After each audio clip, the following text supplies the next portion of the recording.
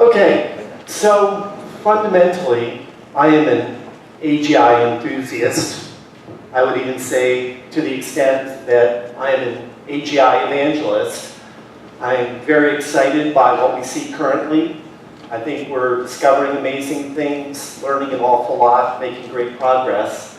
To me, it feels almost as if we're in the age of flight just before the Wright brothers flew, with even faster technological advancement, or possibly we're just before the Manhattan Project was kicked off.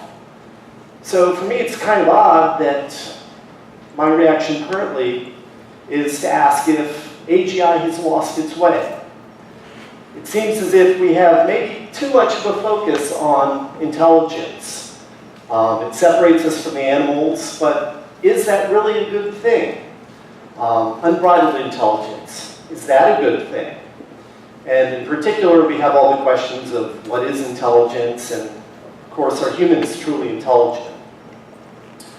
I think a better question, and the question I keep asking in my paper, is really, what is our goal? What do we want?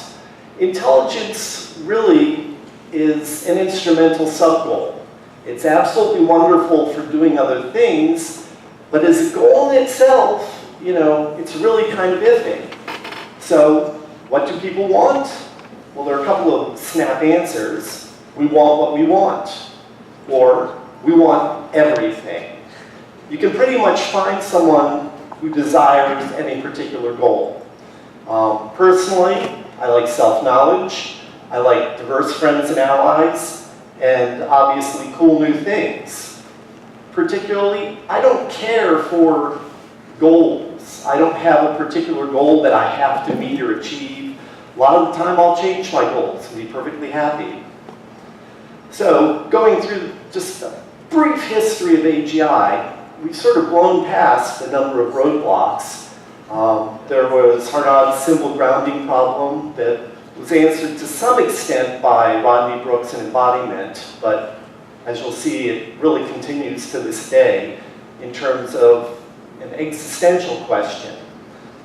Searle's Chinese room I've never been in favor of. Basically, if you posit the wrong things, you can also draw the wrong conclusions, and I firmly believe that if you take him to St. Louis on a foggy day, he'll declare that the arch is impossible. The frame problem, though, I think is very important. How do we all deal with the unbridled complexity in the context of the real world? And it's still a problem in AI. We seem as if we're getting past it, maybe, I don't know. You know, what system can actually start from scratch in a very wide context, high dimensionality world, and actually get traction? We're making more progress and scaling up, but we're still going for very, very small things. Mostly this is because I feel we've got a problem with derived intentionality. Our systems still aren't fully connected to the real world in terms of they know what they're doing in terms of goals. So once again, the question is, what are we doing? What do we want our systems to do? Saying that we want them to be able to do anything is a capability. It's not a specific goal. And of course, there's always this problem. That's a quote by Steve Alejandro above and by Fox and Schulman down below. And I very much disagree with the top statement, and I'll go into why later. Part of the problem is with how AGI has defined intelligence, and in particular I'll pick on Marcus Hooter. The AGI definition really assumes that the goals are known, that there are things that we're definitely attempting to do, that it's important that we get those things done. I feel that from many experiments, this shows that this promotes short-sighted reductionist thinking. And you start doing all sorts of end-game type maneuvers as you start getting closer to your goal. If you only have one goal, you can do all sorts of things to ensure that you reach it just before you get there. It's certainly not a sustainable situation. And it also really divorces values and really long-term intelligence from general intelligence, as AGI calls it. You know, we assume that the goals are primary, we assume that they're stable, and they're really nothing of the sort. There are a couple of good pictures. You know, one sort of shows classic AGI. You know, it says the most important central thing is the goals. We derive all of our values from goals, and then we make decisions based upon that. Humans really, though, are the opposite. We tend to have values. A lot of the time, those values are just these instrumental sub-goals. We tend to build capabilities. Martha Nussbaum and the capabilities approach of developing the third world and the like. There isn't necessarily a single goal that we have. Survival, of course, is a goal, but again, it's an instrumental sub-goal. Nothing else is possible without it. We really care most about values. We care about happiness, which are hard-coded values by evolution and the like. Goals tend to be transient things. Yes, some of us have lifelong goals, but I personally, I'm in computer science because it's the perfect field for people who can't decide what they want to do when they grow up. And of course, the problem here is that wisdom is almost totally divorced from intelligence in this view. The poster child, as far as I'm concerned, for rationalism is the centipede game. Here are a couple of URLs. I don't have time to explain it, but fundamentally, according to the rationalists, the correct maneuver is to immediately stop the game so that you definitely get 4 rather than possibly being, you know, getting a smaller sum of 2. Now, they've got a great backwards induction proof of this, but the problem is when you look at this, you go, you know, I could get huge amounts. I might lose by only getting 64, so I'm going to stop when I have 4. Doesn't seem to make a lot of sense to me. So, one of the questions is the difference between intelligence and wisdom. I mean, we've got our one example of intelligence. We always reprioritize and change our goals. We often don't recognize what our goals are. We're very unhappy sometimes when we achieve our goals. Oh, that isn't what I wanted. And of course, we do this based upon our physicality, what we've been hard-coded to do. And basically, again, this is what has enabled us to survive in the past, which also means that we have a good bunch of evolutionary overshoots and things of that sort.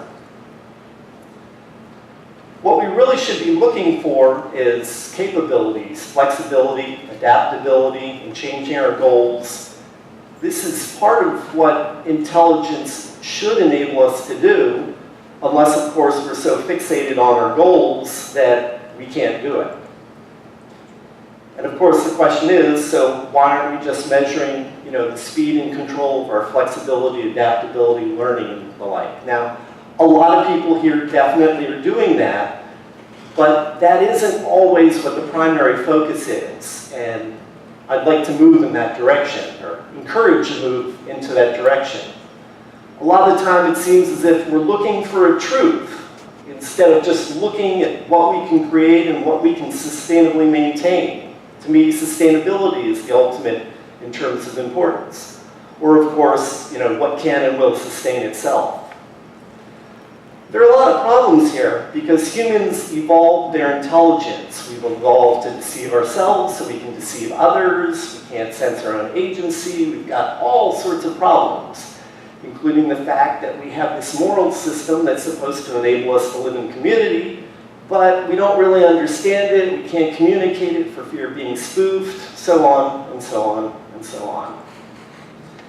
And of course, there's a lot of new theories in terms of the fact that all of those cognitive biases that for many years we were taught were bad things, were incorrect and inefficient, actually are exactly what's most efficient for living together and settling arguments and discovering things as a group. The real challenge, of course, is that humans in our current society are unsustainable. we're not going to survive in the direction that we're going in.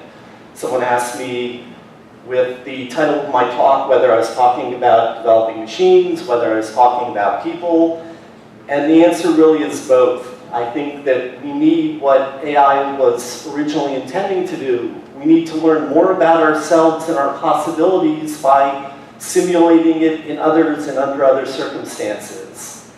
And there are other points. For instance, corporations are even further from sustainable people than we are.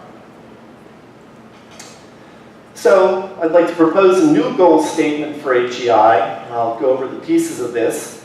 Basically, I feel that we want to implement selves with intentional morality, and that's not derived intentionality, but intentionality that is key and part of the identity of the selves. And of course, self-improvement and adaptability is important, but we're going to need that. And of course, there's a problem with exponential growth and exponential improvement, and there's also a problem if one entity is markedly more powerful than the rest, and that's something which should be avoided. Definition of the self, basically, is from Douglas Hofstadter. He basically, in his book, I Am a Strange Loop, a self is basically a system or an entity that's self-modifying, self-creating. The interesting thing about this cycle is that it's basically indeterminate. You can't tell what it's going to do. And this is what really makes an entity. Anything that we can't determine what it's going to do, we tend to believe is an entity. And there are some references. Basically, selves are self-creating systems. Why a self? We need it for self-improvement. But it's really important to have an identity that serves as the anchor point for the context to avoid the frame problem. All these people who believe we can have intelligent tools, those tools are great when they're in close proximity to human beings, but they don't work so well when they aren't. Closure is important, but mainly because we require a unity, an identity, integrity.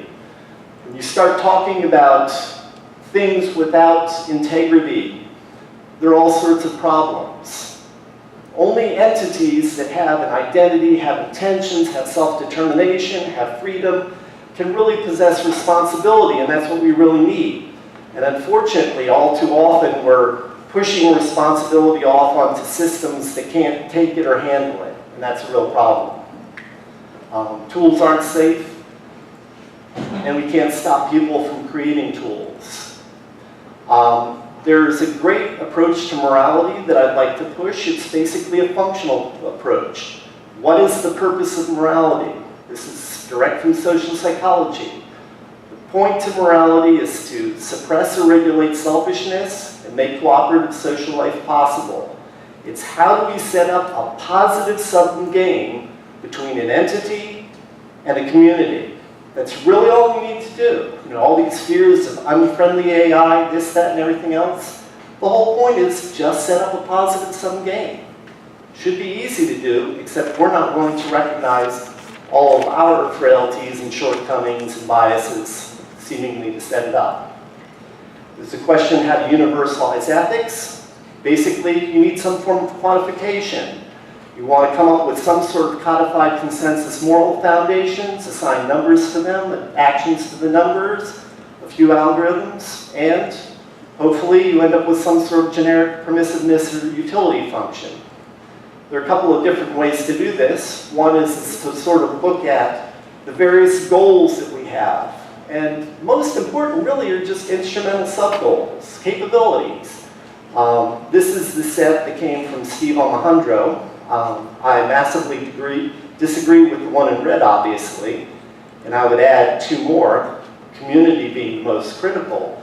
But if you take these and basically line them all up, these look like good things, and when you violate them for others or for yourself, you tend to have the most common sins. Another way to do this, I basically did a lot of research on what humans believed was the foundation of morality, and he found that there are basically 6 pillars. Depending on who you are, If you are a left-leaning liberal, you tend to care about care and harm, fairness and cheating, a lot of individual things, and you would think that the community stuff would sort itself out if people are treated fairly. If you're conservative, on the other hand, you believe far more in the individual supporting the community, and you're willing to enforce it with violating the first two if necessary. And if you're libertarian, there's another way. Now, as he goes along, he actually added some additional contenders, which actually end up looking like a lot of the other things that we looked at. So fundamentally, I think that we need to instruct our AGIs to behave this way, just to set up positive sum games, teach us how to be moral at the same time, and hopefully we end up in a better situation than the way it looks we're headed now.